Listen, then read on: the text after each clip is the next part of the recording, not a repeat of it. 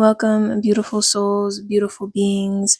Welcome back to Crystalline, a temple where we expand our consciousness, we ground into our truth, and we awaken our awareness. So, today I'm going to be talking about spirituality, so stay tuned because I got a lot of things to say. And as you are present with me in this space, I call upon clarity. I call upon truth. I call upon realization so that whatever you get from this video may resonate with you. Once again, as I say, take what resonates, leave what does not. Put on your seatbelt, stay strapped, and let's get into the video. All in all, I do not think that spirituality is fake. I do not think that modern spirituality is necessarily wrong, and I don't think that things are necessarily meant to stay the same. It's sort of like the game we play as a child where you're supposed to whisper in every student's ear, and by the time whatever message it was, by the time it gets to the last student, it's going to be a completely different message. And that's just reality, unfortunately. But there are still ways that we, outside of the external, can tap into our truth.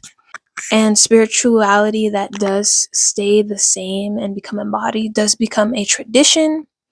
But even those traditions change throughout time, and nothing truly stays exactly the same. And if it does, that's amazing. But everything is always evolving. Spirituality evolves. It adapts, it moves through time, just as we do, even though time is an illusion. But I do think a lot of spirituality right now is being filtered through aesthetic,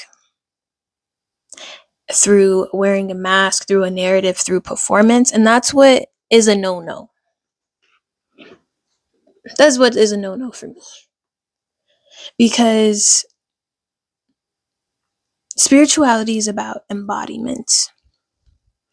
And I don't think there's any right or wrong way, but there is spiritual ego, and there is hyper spirituality, and there is people being fake, like always. But somewhere along the way, the embodiment gets replaced with an image, right? The image of Jesus Christ is really not what Jesus looks like. We all know this now. The Catholic Church has already revealed that to us. It's not that white man on that photo. His name is not Jesus, it's Yeshua.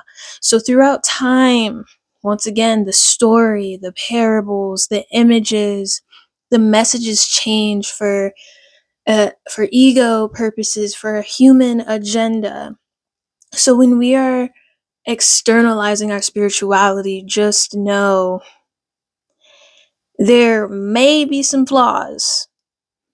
And this is not about rejecting spirituality. Once again, it's about breaking that woo-woo layer so we can actually talk about the grounded, honest reality of spirituality.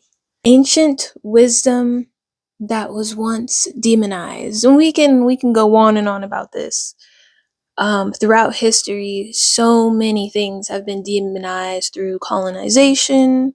There were earth-based practices that were not always celebrated that are more present now than ever. At least there seem to be more present because of the media, but also we would not want to live in the past. Personally, I know we'd be like, I want to go back to the past where we lived off the land, and maybe there was an era, but history, man, just history. So intuition, ritual, plant medicine, devotion, divination, energy work. For a long time, especially with women, indigenous cultures, and mystics, these ways were always being demonized by outsiders, colonizers. But since they were being demonized, they were silenced, they were punished, they were called evil or dangerous for practicing what was in alignment with them. So, yes, there is empowerment through these practices that are being reclaimed, and that part is what matters the most. But reclamation without grounding turns into distortion. I'm gonna say it louder for the people in the back. Reclamation without grounding turns into distortion. Okay, sit with that, let it marinate. Now, in the modern day, we are suppressed in a lot of ways still, but not as much. So we're shifting from suppression to consumerism. So less of it is about, well, if we have this one religion and this one programming of the masses, then we can control them, to if we have multiple programmings of the masses and we disguise it as free will and freedom of expression, we can create more capital. Therefore, we are going from suppression to consumerism. And this is the razzle dazzle piece I would love to talk about. What we're seeing now isn't just a spiritual awakening. It's also spiritual consumerism. So, crystals, decks, symbols, tools, courses, certifications, aesthetic altars, whatever you want to name it, right? Some tools are meaningful, some are supportive, and some do genuinely help. Okay, I'm not saying that this is not the case. But when spirituality becomes something to buy instead of something that you embody, something essential gets lost. Tools were never meant to replace inner knowing. They were meant to activate remembrance. The next point I have, which is symbols, resonance, and the subconscious mind, okay? This is where ancient knowing really comes in. We all know symbols have power, not because they are magical objects, but because they speak directly to the subconscious mind. The subconscious mind speaks in symbology. It does not speak how we speak. And even if you want to get down to the nitty gritty, letters, symbols equals words equals meaning. So every symbol has a certain energetic signature and it holds certain information. Yes, yes, indeed. So humans understood this about the subconscious mind. Whether back in the day they called it that or not, don't ask me. Humans understood long before modern psychology, sacred geometry, glyphs, sigils, what else? Tarot imagery, religious iconography, and mandala forms, okay? That's kind of under sacred geometry, but you get the point. These weren't just decorations. These were languages of resonance. And symbols bypass logic and speak to the deeper minds. We could say the subconscious mind, or we can even say the God mind, or the collective conscious, or the collective subconscious mind. There's so many names and titles for it, but you catch my drift. Is it catch my drift or catch my drift? I might, moving along. Symbols bypass logic and speak to our deeper mind. The part of us that recognizes patterns, meaning, and truth without words, without the analytical mind. And that is why rituals work. That is why tarot works, oracles work. That's why prayer, mantra, and imagery work. Not because the symbol necessarily holds power, does to an extent, right? But because you do. You resonated with this symbol. This symbol has awakened something that you remember within your mind, within your consciousness, within your subconscious. The symbol is a doorway, and you are the source. All this to say, if you realize that you are the source, not the symbol, that the symbol is merely a doorway, then now you are starting to align to truth. Ancient cultures knew this. Modern culture often forgets this. And I have experience with this because I am a seeker of truth and inner knowledge. I am a mystic, and I hate to have a title because we really don't need to be using these titles, but that's what humans do. I've taken Indian shamanism, I've taken Reiki, I'm gonna retake it, and I've read so many books. I've dove deep into Kemetic spirituality, African symbolism. Like, there's just so much depth to just you because you are the source. There's so much information for us that aligns to us in certain times and doesn't align to us with certain times. One thing that really annoys me is when I see people posting on social media and they're just like overdoing it, right, with the aesthetics. And it's beautiful, don't get me wrong. I got the jewels. I resonate deeply with crystal consciousness, but also I'm going to school for geology, so I'm also aware that this is more than just energy too. So there's hyper spirituality, and through hyper spirituality comes hyper consumerism. And that is just one lens that I see on social media. Another lens that I see is people who are out here doing like all the Reiki and energy healing videos through the camera.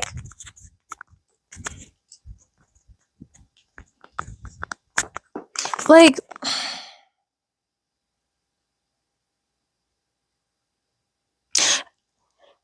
as someone who's practiced Reiki, I can tell you that these symbols weren't necessarily meant to be made mainstream at all. They are sacred symbols.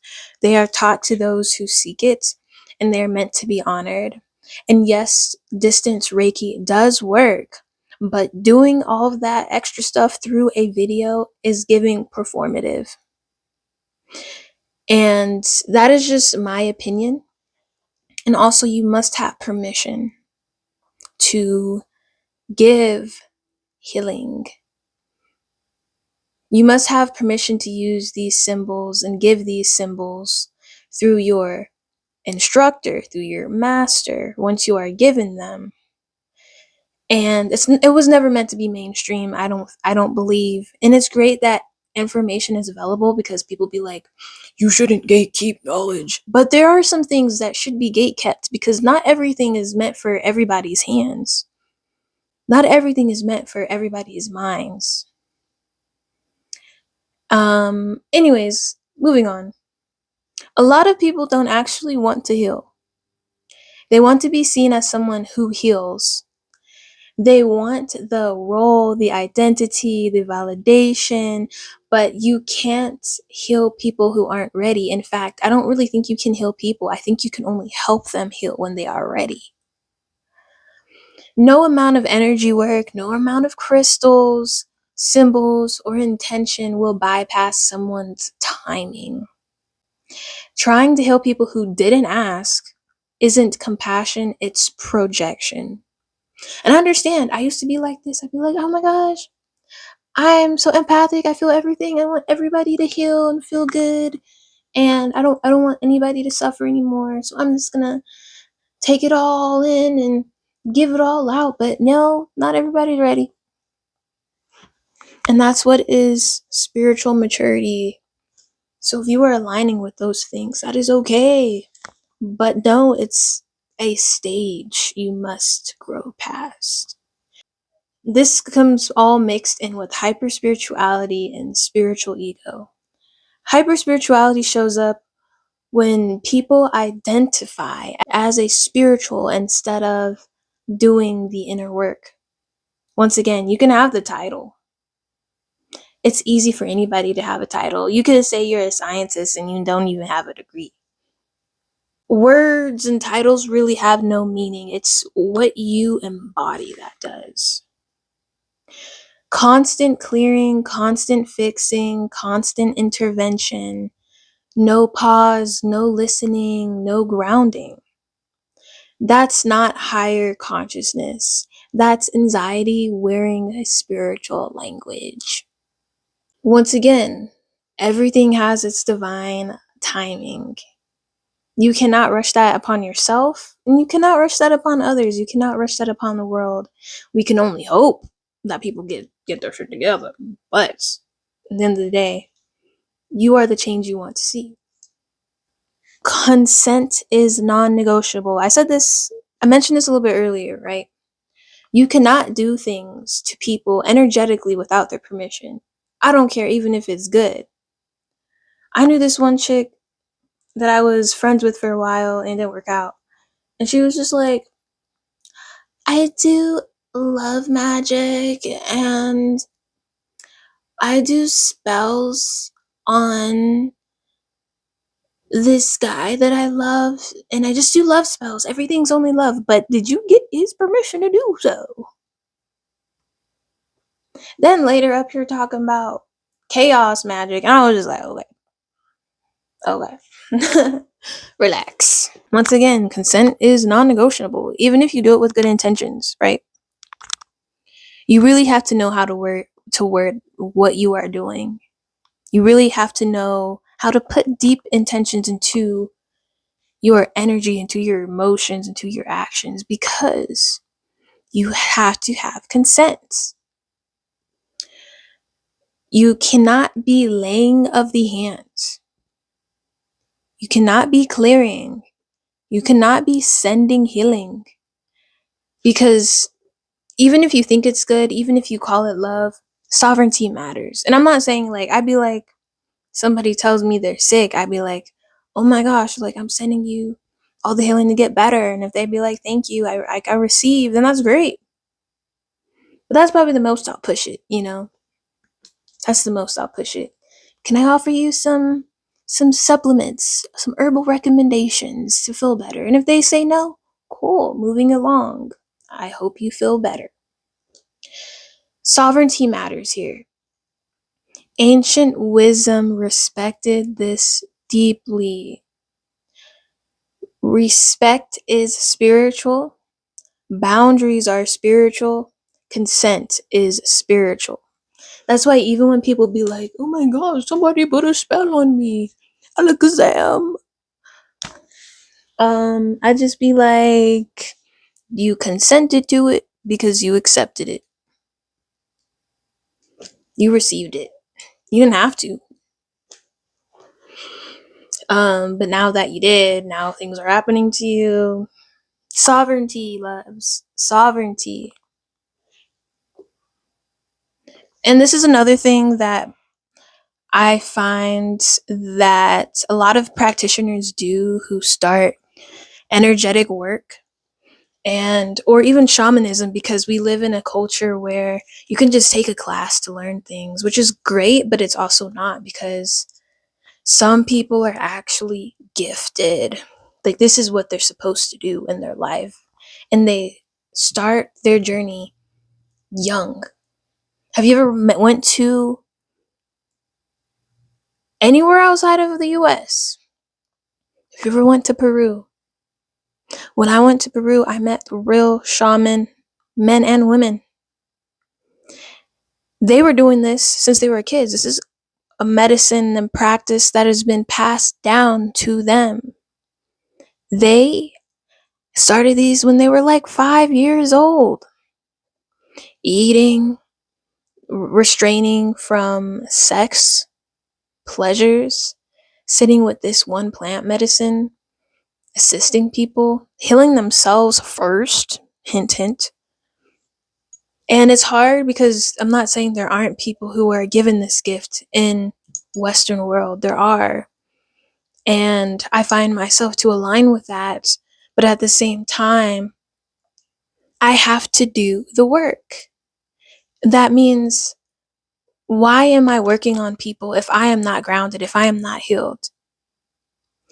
If your nervous system is chaotic, your energy work will be chaotic. How is that fair to the person you're trying to help? If you haven't done your own inner work, you'll project it onto other people. Grounding matters more than the technique. Presence matters more than ritual. Without that, healing turns into transference. So then you're just transferring energy and nothing's getting released. You're just projecting on to this person, or you're taking it on because you're not grounded enough. Okay, like it's so important to be embodied and grounded before you up here trying to diagnose people, before you're up here trying to help people heal and do this practice because you took Reiki 1 or because God told you to. Have you done the work though? I know I may get mixed opinions about that, and that is okay. I am an open-minded person. Anyways, what is a mystic? Because I tend to lean towards that when people ask me, what are you? What's your spirituality and what are your beliefs? And I despise that question. One, it's none of your business. But if you really want to know, I'm a being of love. But what is a mystic? Let me be real. A mystic isn't someone who looks spiritual or owns a lot of tools, and teach their own. Because a mystic is someone who has direct relationship to truth, direct relationship with nature, with the body, with silence, with inner knowing, with the divine creator. Mystics do not rush. They do not interfere unnecessarily. They do understand restraint because this is a personal, spiritual journey with self first. This is not a religion. This is not a belief system where you are projecting your beliefs onto other people. No, this is inner knowing. And I'm gonna be real. Sometimes the most spiritual thing you can do is leave someone alone. Leave people alone. You think you're out here helping people because you're trying to like set some wisdom and some scriptures and push your belief onto other people, let alone you're spiritually bypassing a lot of things in your own life. The best thing you can do is leave people alone and let them go through their own journey. And if they stumble across a journey that resonates with them, that is great. Everybody has their own stories. I am very open to whatever you want to believe, whatever your path is spiritually. That is amazing. I love learning. And all that to say is what's meant for one person is not meant for you. We're all different. We're all individual. How can one person's relationship, even to Christianity alone, let's use Christianity, be exactly the same? Why do you think there's so many different denominations of different religions? Because It's a belief system, and I don't want to have a belief system. I want to have a knowing. And not everybody's there yet, and I'm just gonna leave that there. I'm just gonna leave it there. Let's circle back around to crystals, tools, tarot symbols. These are not authority.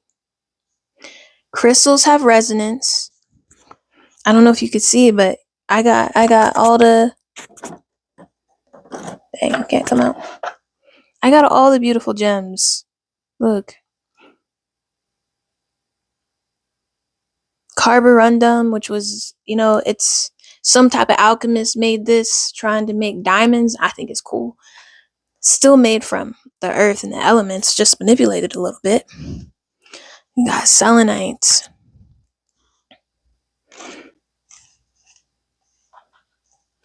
I got etherite. I don't know if you could see it. Kind of looks like rosite. I got some cool stuff. I love it. I got wavelite, which is cool because it looks like kiwi. Looks like a kiwi to me personally. So I have all these cool crystals, right? These cool minerals, these elemental beings, these elements. Yes, they hold information.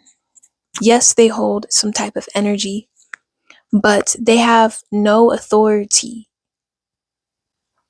You do. You have the sovereignty. Crystals have resonance. Tarot speaks in symbols that resonate with the subconscious mind. Sacred imagery activates the subconscious. Activates. Crystals might resonate with you and help activate things within you, but that doesn't mean they have power over you or authority over you. All of this is real, yes, but none of it is the source. The tools are mirrors. They are teachers. They are amplifiers. That is it. They are meant to guide you back inward, not replace your inner authority. So if people want to be like, I put rose quartz in this guy's car and now he's in love with me, I may be a little bit skeptical because you probably had to do something outside of just using the crystal without consent. Anyways, gonna leave that there. Tools do not replace authority, to keep it simple. When the tool becomes the truth gets lost. Next point I'm going to chat about is spiritual gifts, fruits of the spirit, and the same old trap. This is where spirituality and religion align. This is where they meet.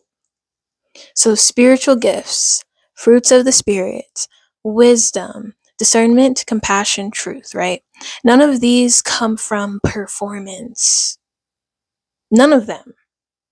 None of these come from aesthetics.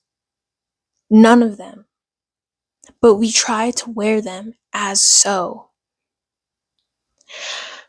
The perversion of spirituality is the same as the perversion of religion. It happens when authority is externalized. Fear replaces discernment. Hierarchy replaces your inner truth, and identity becomes embodiment. Let that marinate. I hope y'all are hearing me. I hope y'all are feeling me. I hope y'all are feeling the clarity. The truth was never outside of you from the get-go. Teachers matter, yes. Tools matter, yes. Symbols matter, yes.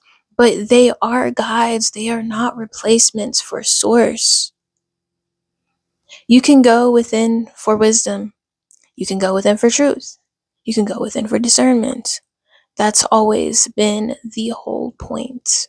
And I should have mentioned this a long time ago when I was talking about consent, right? But it goes both ways, right?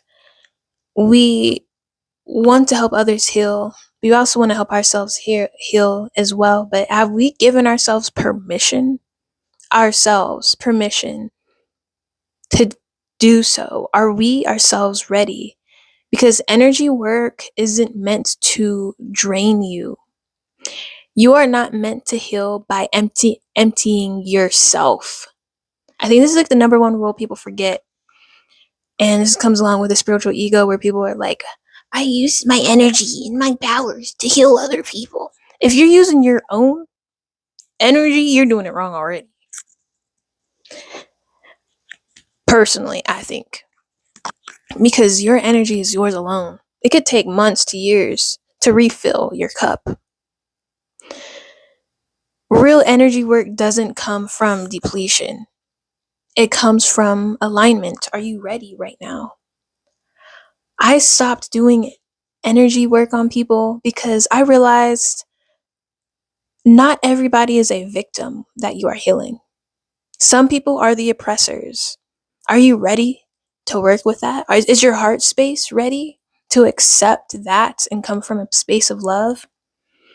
That was bothering me for so long, and I realized I had to do more inner work, so I stopped. You're exhausted, constantly clearing or overwhelmed. That's not enlightenment. That's misalignment.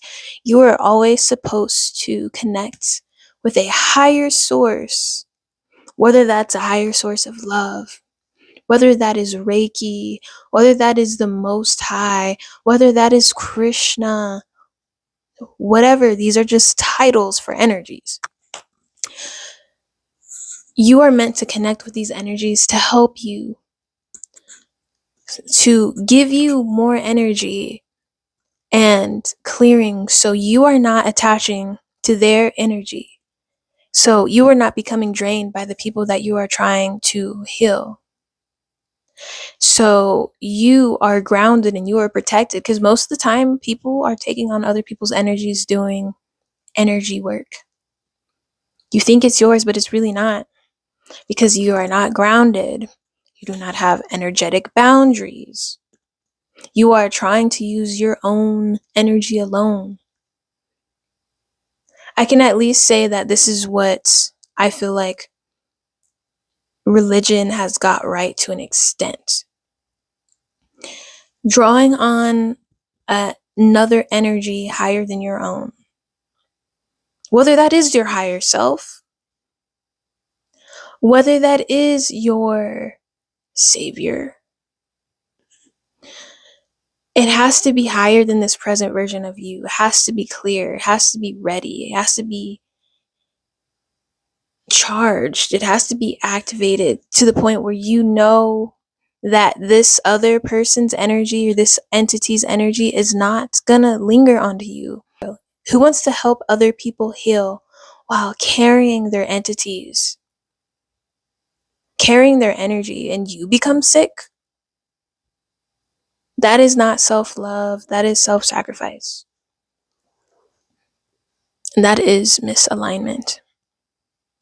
Anyways, I'm closing this all to say, if you feel turned off by the aesthetics, the woo-woo performance of like even New Age, even though New Age is ancient spirituality disguised as consumerism, modern day. But anyways, the constant doing, if you are turned off by this, that doesn't mean you are disconnected. That means you are discerning. These practices were once demonized. Now they're being reclaimed, but reclamation requires responsibility. Spirituality isn't about becoming more spiritual. What does that even mean? The human experience is the spiritual experience. There is no separation. Having the awareness and the consciousness and the embodiment, I think, is what defines spirituality in my sense. But overall, It's not about becoming more spiritual. You don't need more crystals. You don't need more tarot decks. You don't need more readings. You don't need more magic mushroom journeys or psychedelics. You don't need more. Yes, those help because they're teachers and they're guides and they're helping you remember yourself. Because we have been going through a spiritual amnesia for I don't know how long. But it's about becoming more embodied, more sovereign, more honest. The truth was never hidden, it was always within. And if you continue to search outside of yourself, you may never find it. Everything else is just a reminder. Think for yourself. Dive into things for yourself, but dive into yourself. You can read a book, you can go to a teacher, you can take these programs and learn different things and everything, but please go within you, because the truth is within you, and it starts with you because you are the source. And I know this video might not resonate with everybody. If it doesn't, feel free to leave a comment. If it does, feel free to leave a comment as well. Let's have an open discussion. This is a safe space. If you don't have anything positive to say, then you're gonna get blocked. Everybody's at the same wavelength of consciousness. And if you are, that's great. Let's connect. Putting it out there that I am aligning to my soul tribe. But until then, beautiful souls, beautiful beings, thank you for tuning in to this chat. And I hope you guys take care. I'll see you guys in the next video. Ciao.